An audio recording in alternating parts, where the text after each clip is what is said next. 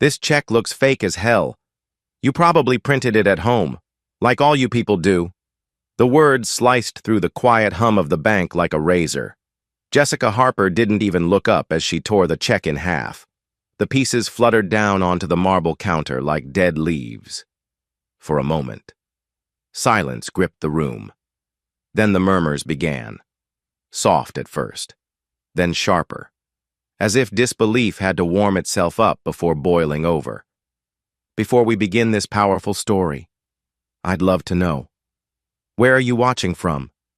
Drop your city in the comments below, and if you believe respect is earned, not judged by appearance, make sure to like this video and subscribe for more stories that challenge injustice and uplift the human spirit.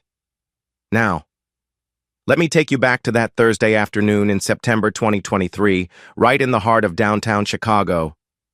James Reynolds stood still, his hands calm and steady on the counter. He didn't flinch. He didn't speak. Not yet. At 50 years old. James had learned that silence sometimes made the loudest point. He wore a simple gray t-shirt, faded jeans, and work boots. To someone like Jessica, that meant trouble. To anyone who looked closer, it meant humility, resilience, and survival.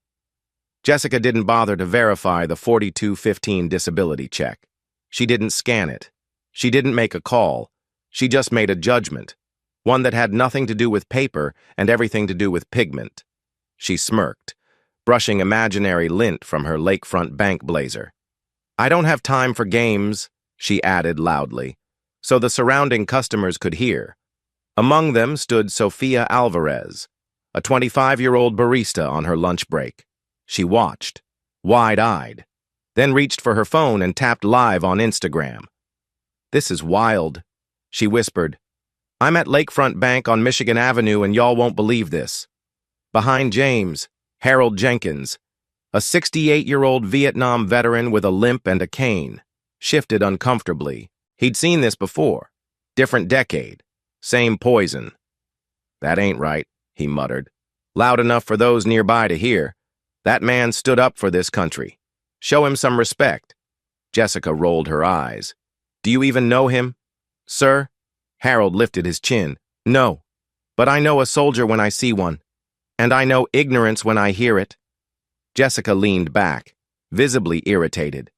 "If either of you have a problem," she snapped, "you can take it up with my manager, or better yet, security."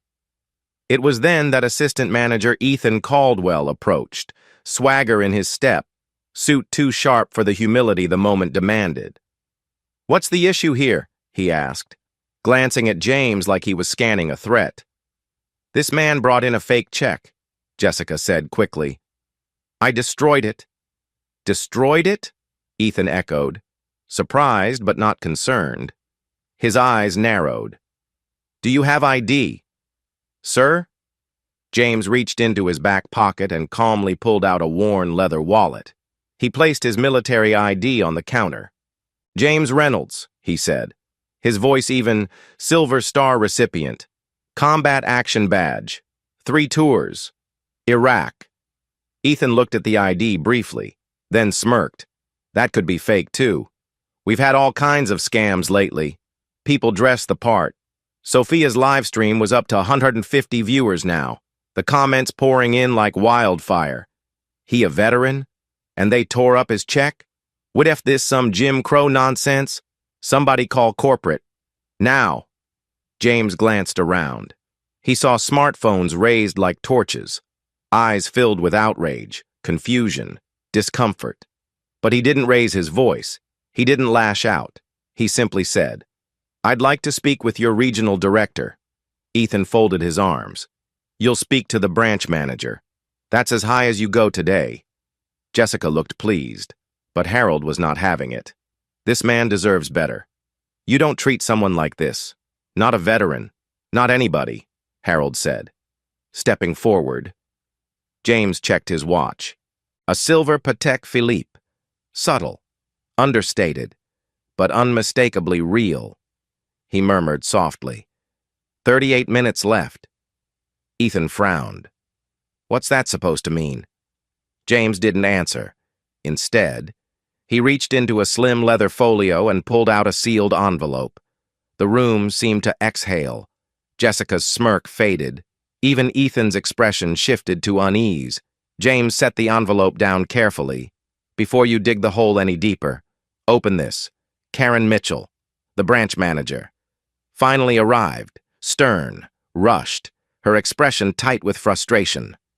What's going on here? She snapped. Jessica spoke first, quickly spinning her version. Suspicious man, fake check, fake ID. Harold over here's causing a scene, and now he's handing out envelopes. Karen turned to James. Sir, if you're not here for valid business, I'll have to ask you to leave. James didn't blink.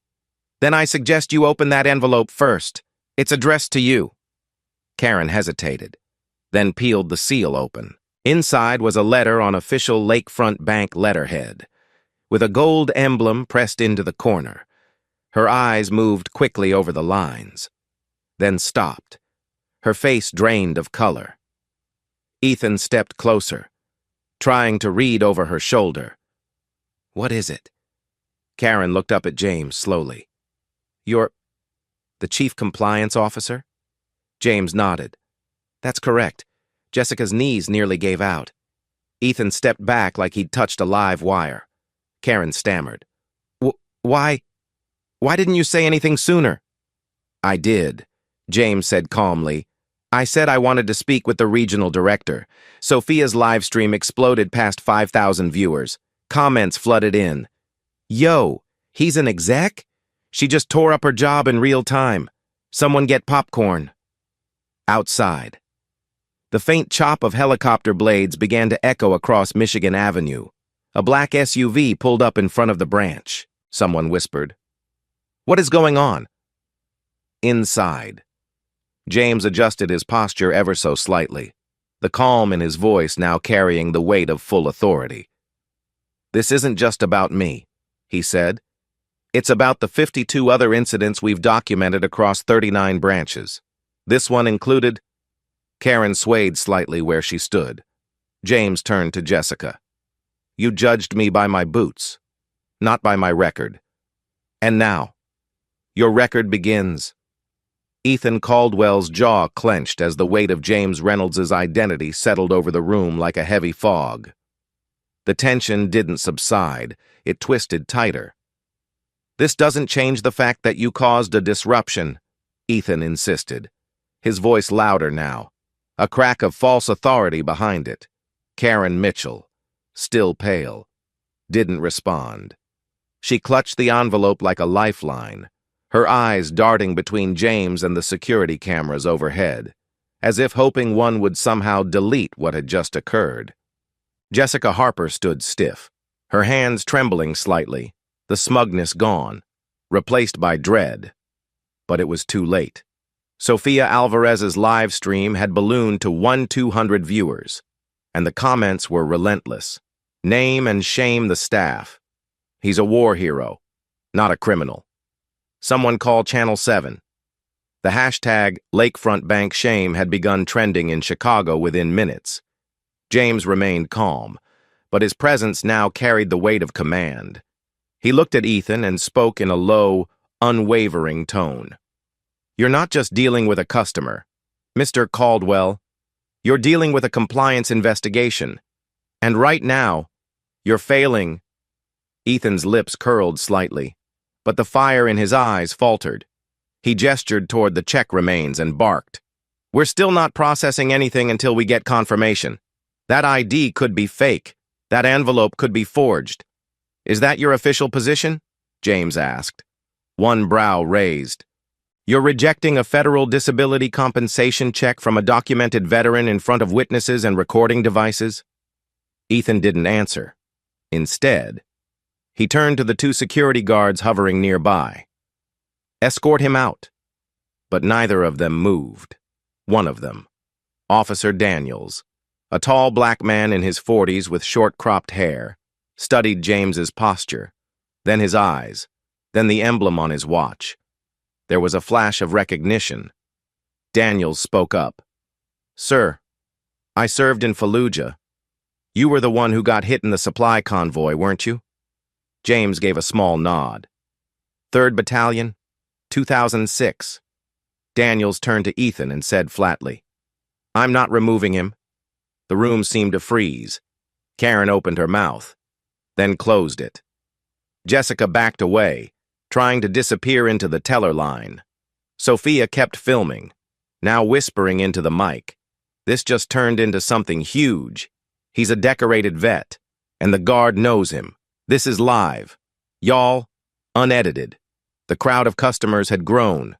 A businessman with a Patek Philippe watch, a woman with a stroller, an elderly couple holding hands, and all of them were watching, recording, sharing. Harold Jenkins stepped closer and placed a hand gently on James's shoulder. You want me to speak for you? Son? James shook his head slowly. Not yet. He turned to Karen. Manager to manager? Is this the culture you fostered here? Karen looked down, her voice thin. I followed procedure? No, James replied evenly. You followed prejudice? You followed silence? And that silence? It ends today. He glanced at the live stream counter. 3,400 viewers, climbing by the second. The bank's Wi-Fi flickered, but Sophia had already activated a hotspot. They can't shut this down, she whispered. Not unless they cut the power. James reached into his leather folio once more and pulled out a printed sheet. Graphs, tables, incident reports. This branch, he began, raising his voice just enough for all to hear, has had 4 times the national average in racial discrimination complaints. 37 formal customer grievances, most dismissed internally. Until now. He set the documents on the counter beside the torn check. This isn't just about what you see. It's about what you've chosen not to see. For years. Ethan scoffed, but his voice cracked.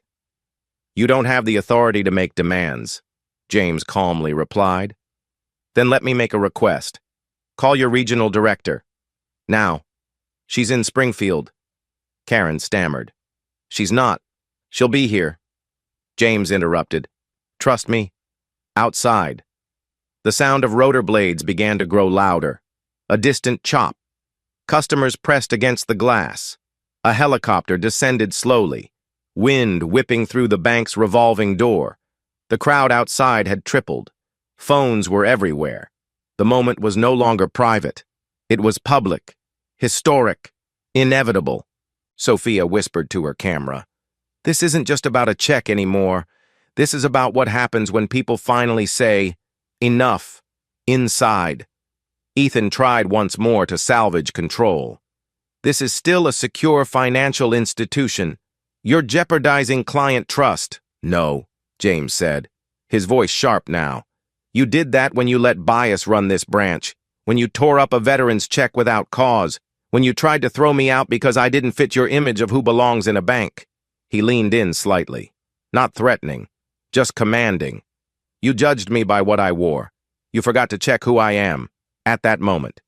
The door burst open, and in walked Olivia Chen, regional director, gray suit, tablet in hand, heels echoing like gavel strikes. She paused only a moment before locking eyes with James. Mr. Reynolds, she said formally. Is everything in order? James nodded slightly. Not yet, but it will be. Olivia turned to Karen. Why didn't you call me? Karen stuttered. We thought we didn't know who he was. Olivia turned her gaze to Ethan and Jessica. And that gave you the right to destroy a federal check? To insult a decorated officer? Ethan stepped forward. Desperate. He never identified himself. He didn't have to.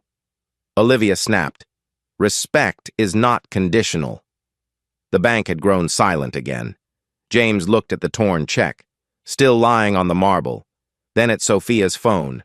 6,000 live viewers now. The country was watching, and it wasn't over yet. James Reynolds stood with a quiet authority that no badge or title could fabricate. The shredded check, still lying like evidence on the marble countertop. Hadn't moved. But everything else in the bank had.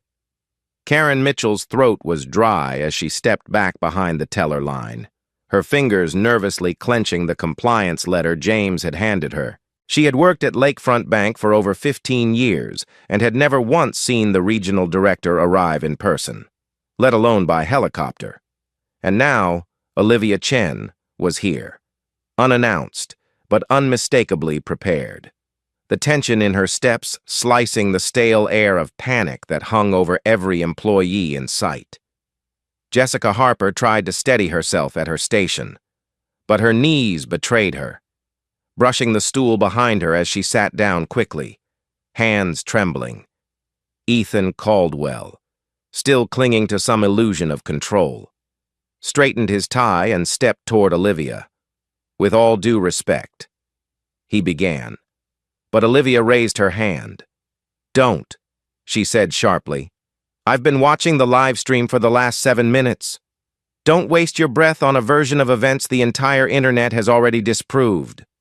The silence that followed was unbearable. Phones had been recording non-stop. Sofia Alvarez's stream had now passed 5,000 live viewers. But it wasn't just the number. It was who was watching. Local journalists, veteran networks, a representative from the ACLU. Hashtags were spreading. Hashtag veterans deserve respect. Hashtag banking while black. And hashtag Reynolds reckoning. The live stream chat was exploding, filled with angry emojis, American flags, and demands for accountability. James didn't move. He didn't have to. The room had already begun orbiting him. "Ms. Chen," he said calmly, "I'd like you to hear something." He reached into his folio once again and pulled out a printed report. 36 pages, bound, tabbed, with his signature and the Lakefront Bank Board seal stamped on the cover. "This is a 6-month internal audit. I was assigned by the board to conduct a covert equity assessment of our branches. I came today as part of a scheduled audit, unannounced, as instructed." He laid the document down on the counter. Olivia picked it up and began flipping through it. Her face, already serious, grew more grave with each page. "This can't be right," she murmured. James nodded. "It is. Page 9. This branch ranks #1 in customer complaints citing racial or appearance-based discrimination. 4 times the national branch average. 32 unresolved cases. 7 formal letters from customers that were internally dismissed. 1 former employee whistleblower whose resignation was buried under a confidentiality clause. I verified every detail." Olivia looked up. "And today makes 33. "Correct," James said. "And it's now gone public. In real time." A sharp intake of breath came from someone behind the teller window. Ethan spoke up, his voice noticeably less confident. "That data can be contextualized." James turned toward him slowly. "Would you like me to read your name on page 16? Ethan's jaw locked. It says, "Assistant Manager Ethan Caldwell, subject of 2 past HR reviews for discriminatory conduct, both closed without consequence due to internal referrals. You were promoted 6 months later." Jessica looked over at Ethan, eyes wide. Karen visibly shrank. Sophia, holding her phone steady, whispered into the mic. "He's not just a customer. He's an executive, a whistleblower." And the bank tried to pretend he was disposable. Harold Jenkins, still standing quietly at James's side, let out a single, satisfied chuckle. "Lord have mercy," he said softly. "They messed with the wrong one." Olivia looked at her assistant, who had arrived moments earlier and was now reviewing the full audit on a tablet. "Have legal review this tonight," she said. "We'll issue a formal response to the board before close of business." Then she turned to Jessica. "You're dismissed, effective immediately." Jessica gasped. "What? Clean out your station. HR will call you tomorrow," Olivia said coldly. "You tore up a government check, denied a veteran service without verification, and violated federal transaction compliance policy. That alone could cost this bank its charter. Ethan stepped forward, rage bubbling just beneath his skin. You don't have the right to fire people without internal due process. Olivia turned to him sharply. You're right, but James Reynolds does. There was a pause. Then Olivia handed James her tablet. Would you like to initiate the personnel decisions? Mr. Reynolds? James tapped the screen once. Termination. Confirmed. He handed it back. Mr. Caldwell, your employment is terminated, effective immediately. Your badge and keys. Please. Ethan looked stunned. This is outrageous. So was your conduct, James replied, repeatedly, and documented. A ripple of gasps echoed around the room as Ethan slowly removed his lanyard and tossed it onto the counter. Jessica, already in tears, walked out with her purse clutched tightly, refusing to meet anyone's eyes. Karen looked on, trembling. And me? She asked, her voice barely above a whisper. James turned to her slowly. You're not fired. Yet. But you are demoted. Effective immediately. Your new role is teller. You'll complete mandatory bias training and compliance retraining within 30 days. You will not supervise another team until you earn the trust you lost today. Karen nodded once, quietly stunned. James turned toward the customers, now gathered in silence, watching history unfold. This isn't vengeance, he said. It's accountability, and it's overdue. Harold, nodding slowly, added, ain't about payback, it's about respect. At that moment, Olivia placed her hand gently on James's shoulder. What you did today didn't just expose a problem, you created a solution. If you're ready, I'd like you to present your proposal now. James nodded. The time had come. But first, he turned back to the counter. The shredded check was still there. He gently gathered the pieces, pressed them together, and looked at a nearby employee. Tape. Please, he said. They handed it to him without a word. He taped it calmly, then slid it across the counter. I'd like to complete my deposit, he said. And then, we'll change everything.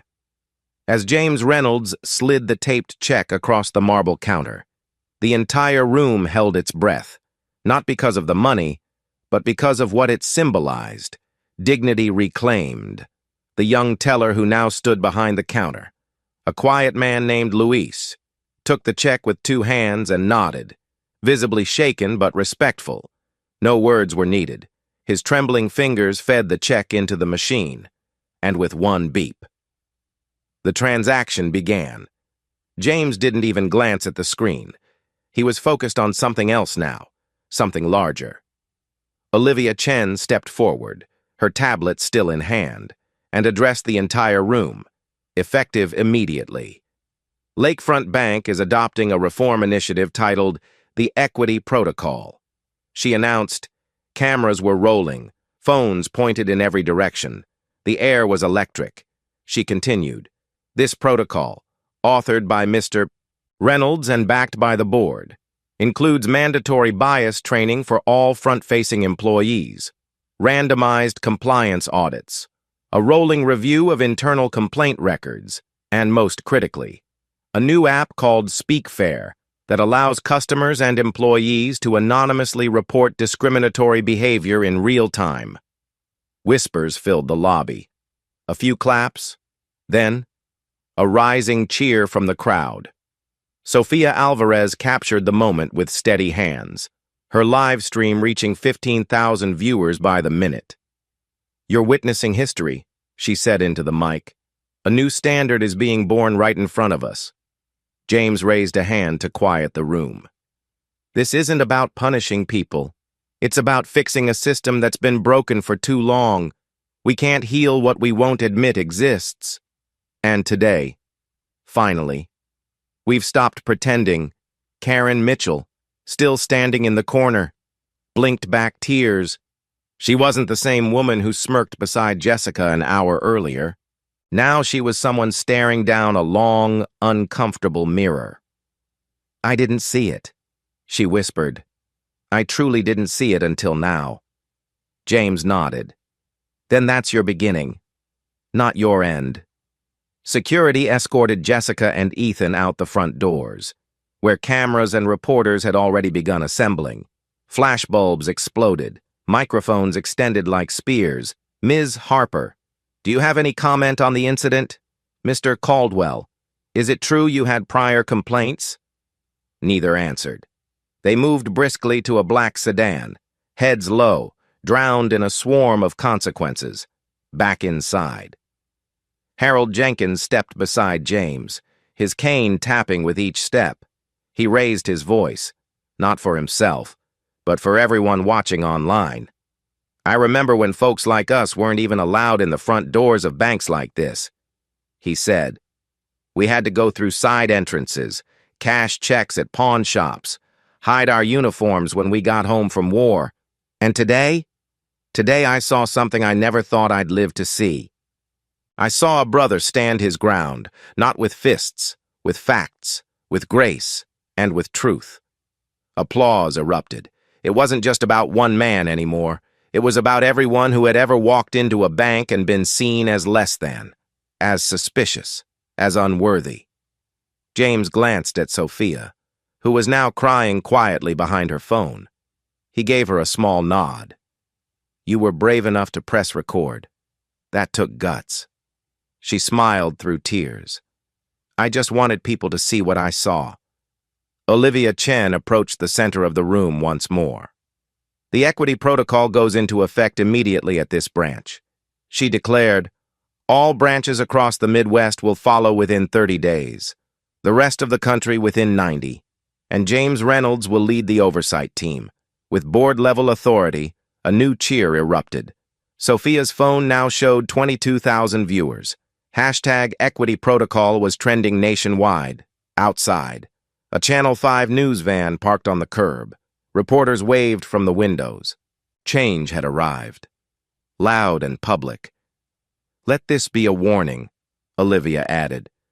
Not to those who make honest mistakes, but to those who weaponize bias. This is not the old world. This is the one we're building now.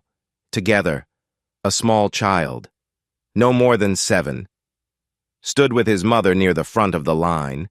He tugged her sleeve and pointed at James. Is he a superhero? He asked. She smiled and knelt beside him. No, baby, he's a veteran.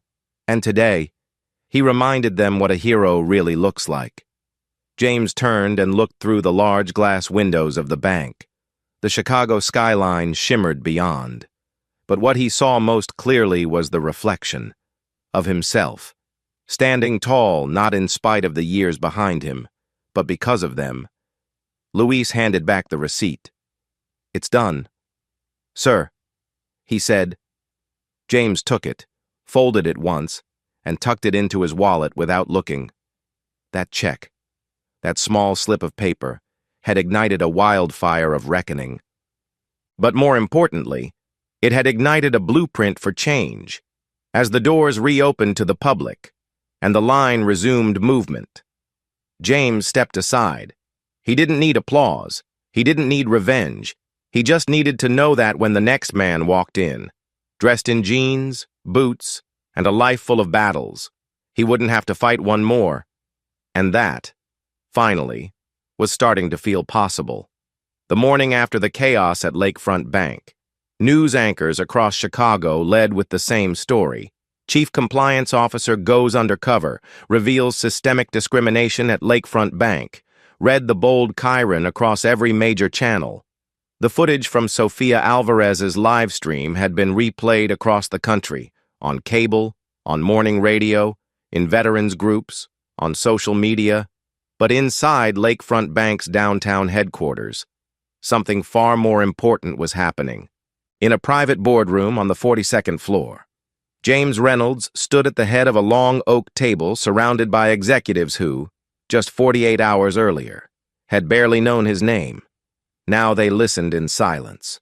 On the screen behind him were the words, "The Equity Protocol, 12 Steps Toward Institutional Reform." James didn't speak in corporate jargon. He didn't flood the room with buzzwords. He spoke like a man who had seen the cost of silence and knew that fixing this wasn't just good PR. It was necessary survival. Bias isn't always loud, he said, his tone steady. It's quiet. It shows up in patterns, in who gets a second glance, in who gets told no without reason. And if we're not willing to track it, own it, and change it, then we're part of it. Olivia Chen nodded firmly. She had already approved a $5.8 million budget for the national rollout of the protocol. But what impressed her most wasn't the scope of James's plan. It was the simplicity. Step 1. Transparent transaction logs. Every declined check, delayed transfer, and denied service would now be automatically logged and reviewed for bias indicators. Step 2. Quarterly bias audits, conducted by rotating third-party firms, with public summaries published every 90 days. Step 3. SpeakFair app, already live, allowing employees and customers to anonymously report discriminatory treatment. Step 4. Real-time intervention teams, a task force trained in conflict de-escalation and anti-bias intervention, ready to respond within hours of a flagged incident. No more sweeping things under the rug, James said. Clicking to the next slide, no more protecting power at the cost of people. As he walked the room through each reform, data monitoring, employee retraining, community outreach grants, and mandatory veteran service liaisons, he saw something shift in the room, not just agreement, ownership. Olivia leaned in. "What about customer loss?" she asked. "We ran a back-end analysis." James replied, "This branch alone lost 42% of its black clientele over the past 12 months. Do you know what that equates to?" He clicked again. 15.3 million in lost business. And if we're sued under the Equal Credit Opportunity Act for what happened to me, or to any of those other 32 people, that figure doubles. The CFO turned pale. The general counsel scribbled notes. The silence that followed wasn't resistance. It was realization. James let that silence breathe, then added, "What we're building isn't just protection against lawsuits. It's protection of our values. It's the foundation of trust." At that, Olivia stood. "Then as of today," she said, "we adopt the equity protocol as a national model, and we rename the core framework, the Reynolds Standard." James blinked. "That wasn't necessary." "It is," Olivia said, her voice firm but warm. "Because names matter, symbols matter, and you didn't just audit a bank. You made us look in the mirror." Downstairs, the branch where it all started had already begun its transformation. Posters promoting SpeakFair lined the walls. A new mural was commissioned by a local black artist, an abstract tribute to dignity, healing, and resilience in the break room. Former branch manager Karen Mitchell was completing her first online module in unconscious bias training. The screen asked her a simple question. "Have you ever made a decision based on someone's appearance?" She stared at the words for a long time, then typed, "Yes, and I'm ready to change." Meanwhile, Jessica Harper had gone silent on social media, but reports surfaced that she had reached out to a veterans support group asking how to volunteer. Ethan Caldwell, according to insiders, had begun legal consultations, but privately admitted to a former colleague. "I pushed too far, and I never asked myself why." Back in the loop, Sophia Alvarez received an email she never expected. A full scholarship offer from Northwestern University's Medill School of Journalism. Citing her live stream as a watershed moment in citizen reporting, she printed it out, stared at the paper in disbelief, and whispered to herself, "This all started with pressing record." But perhaps the most touching shift was Harold Jenkins. In the weeks following the incident, he became a local hero among Chicago's veteran community. With James's help, he launched a campaign called #StillServing, urging veterans across the country to document moments of bias and stand together, not with anger, but with purpose. One photo from that campaign went viral. Harold, cane in one hand, American flag in the other, standing in front of the bank doors where it all began, wearing a t-shirt that read, "Respect isn't optional." In a span of just 6 weeks, 15 other major banks began reaching out to Lakefront's compliance division, requesting blueprints of the equity protocol. Public trust surveys showed a 17% increase in community confidence. Lakefront's stock rose 18%, defying projections. What started as an insult had become infrastructure. What began as humiliation became a movement. James Reynolds didn't want credit. He wanted results. And now, across Chicago and beyond, he was starting to see them, reflected not in headlines, but in actions. People no longer whispered when they saw a veteran walk into a bank. They stood. They smiled. They remembered. 6 months had passed since James Reynolds walked into Lakefront Bank with nothing more than a check, a quiet purpose, and a lifetime of earned dignity. And now, his actions had transformed the financial industry in ways no one could have predicted. What began as a local scandal had grown into a national reckoning. The equity protocol, once a pilot program designed for a single bank branch, had been adopted by 15 major financial institutions, including 2 of the country's largest national chains. Compliance officers across the country now referred to James's audit as the Reynolds model, taught in executive ethics seminars and internal equity workshops. But the most powerful shift wasn't in policy. It was in public behavior. In branches from Boston to Bakersfield, customers reported seeing frontline staff behave differently, more attentive, more patient, more human. People noticed when a veteran entered the room. They noticed when someone who looked out of place was finally treated like they belonged. And they noticed when frontline employees, now trained under the protocol, corrected one another in real time, calmly, firmly, and with clarity. Sophia Alvarez, now a journalism student at Northwestern, had seen her live stream hit 3.2 million views on YouTube and TikTok combined. Her inbox overflowed with messages, some from strangers who had faced similar treatment, others from industry insiders admitting they had stayed silent too long. "You told the story we all knew was real," one viewer wrote. But this time, someone had the receipts. Her live stream was even included in a Harvard case study titled, "The Moment That Changed Compliance Forever." And though she was still in school, Sophia had become a sought-after voice on panels about citizen journalism, equity, and the ethics of silence. Meanwhile, Karen Mitchell, once a rigid manager who hid behind policy, was no longer hiding. After completing her mandatory training, she had chosen to go further, enrolling in a DEI certification program and volunteering to help train new hires on what not to do. She spoke honestly in those sessions, telling her story without spin. "I let fear disguise itself as professionalism," she confessed, "and I confused neutrality with fairness. But silence has a side, and now I choose to speak."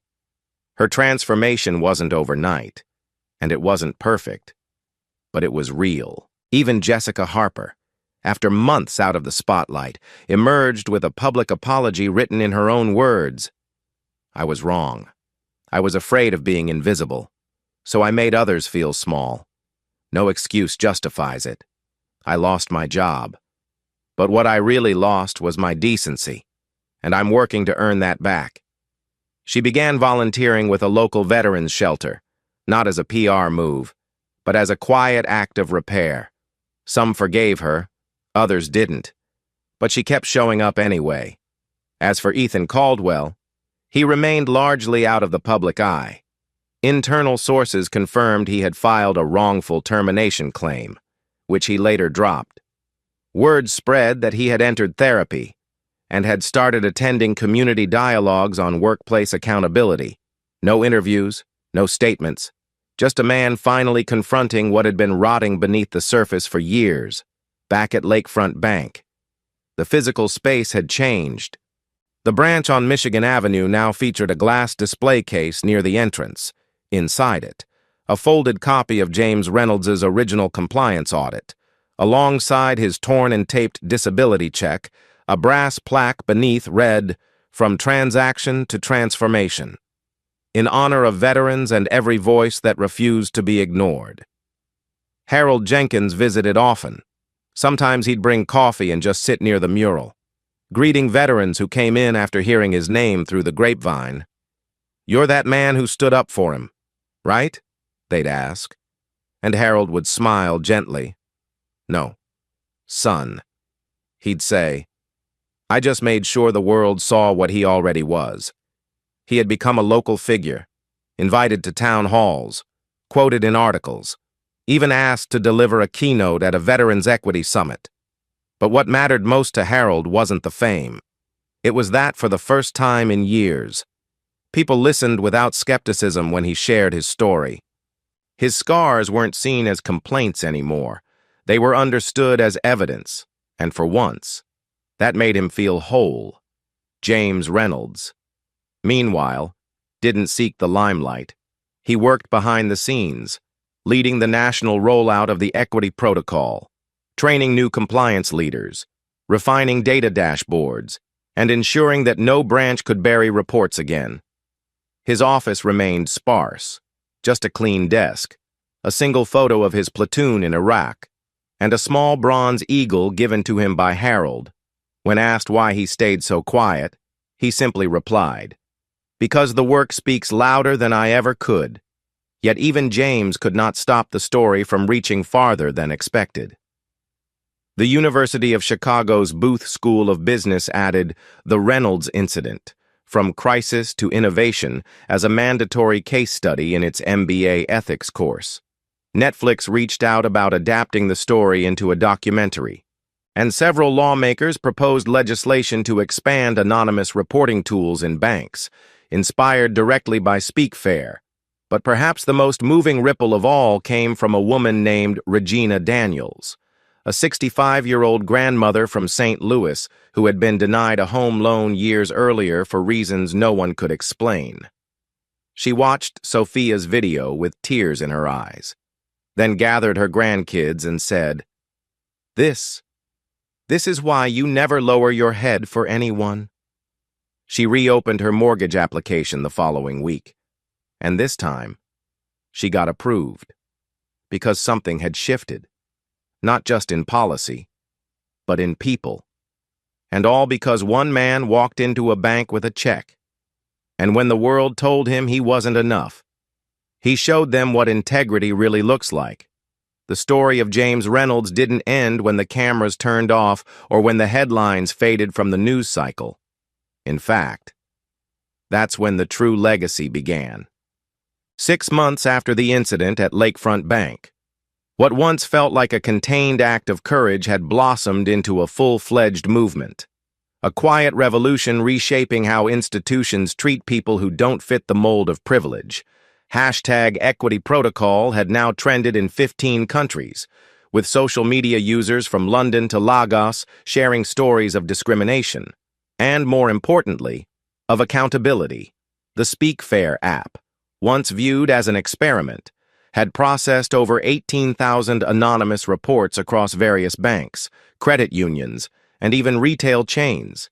Each submission wasn't just data, it was a voice, a name, a story that might have once been buried, and for every false assumption shattered, a little more space was made for justice. James, now serving as the national chair of the Equity Oversight Coalition, traveled quietly from city to city, not for attention, but to ensure local branches weren't just adopting protocols in name only.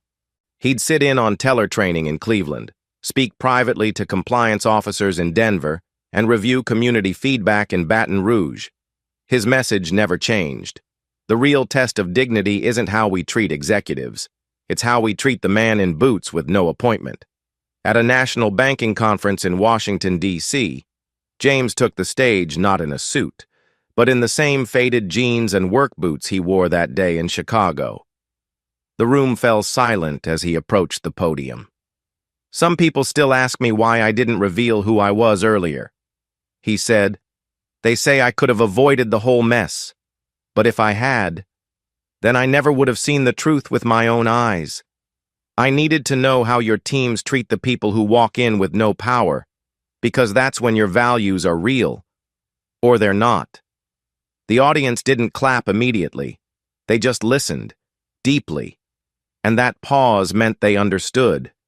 Meanwhile, Sofia Alvarez, now halfway through her journalism program, was completing her second published article for the Chicago Tribune, an investigative piece on how smaller banks were resisting transparency. She had found her calling, and it wasn't chasing fame. It was chasing the stories that mattered, that revealed the truth beneath the polished press releases. She often carried a screenshot from her original live stream as a reminder.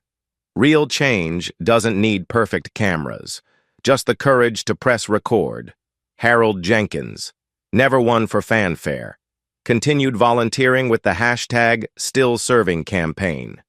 His story had inspired hundreds of other veterans to come forward with tales of denied loans, blocked transactions, and subtle humiliations they'd once buried. Now they were sharing, documenting, uniting. He often closed each town hall meeting with the same words. You can't heal what you're too proud to admit, but once you say it out loud, that's when it starts to break. Even Karen Mitchell, still working as a teller under supervision, had become a symbol in her own right, not of failure, but of change. Her humility, her honesty about past blind spots, and her willingness to face former colleagues and say I was wrong had earned respect. She now served as a peer coach, guiding new hires through real-life examples of how bias isn't always loud, and how to spot it before it poisons a relationship. Her favorite quote was one James shared with her during their first reconciliation meeting. Growth doesn't erase the past, but it gives it meaning. And Jessica Harper, once the face of a national controversy, had become a quiet volunteer at the Veterans Welcome Center on the South Side. She served meals, answered phones, and never introduced herself unless asked. When one veteran recognized her and asked why she was there, she answered plainly, "Because I can't undo what I did, but I can show up for what comes next." That wasn't absolution, but it was accountability, and for many, that was a start. On the first anniversary of the incident, a memorial event was held at the Chicago branch, but it wasn't somber. It was celebratory. Children played beneath the now iconic mural that stood outside the bank. Former customers returned to say thank you. Community leaders gave speeches, and in the center of it all stood James Reynolds, not on a pedestal, not in a press circle, just among the people, shaking hands, listening, nodding. When asked what he hoped people would remember most from that day a year ago, he said softly that it didn't take anger to change the world. It took truth, and being prepared when the moment came. As the sun dipped below the skyline that evening, a veterans choir sang "America the Beautiful" on the front steps of the bank, and in the final notes of that song, something settled across the crowd. Not just inspiration, but resolve. Because the truth was, James's story didn't belong to him anymore. It belonged to every person who had ever been doubted, dismissed, or disrespected. It belonged to every bystander who chose not to look away. It belonged to you, the listener, who now had a choice: stay silent, or speak, watch injustice, or film it, move on, or stand up. And so, if this story moved you, if it made you think, if it made you angry, or proud, or hopeful, then don't let it end here. Share it, talk about it, remember it, because the systems around us don't change with outrage alone. They change when ordinary people refuse to accept the unacceptable, when a check becomes a challenge, when one man's quiet courage becomes a call to action, and maybe, just maybe, when someone like you chooses to be the next spark in someone else's storm. Thank you for watching. If this story touched you, like, share, and subscribe. Your voice matters. See you in the next one.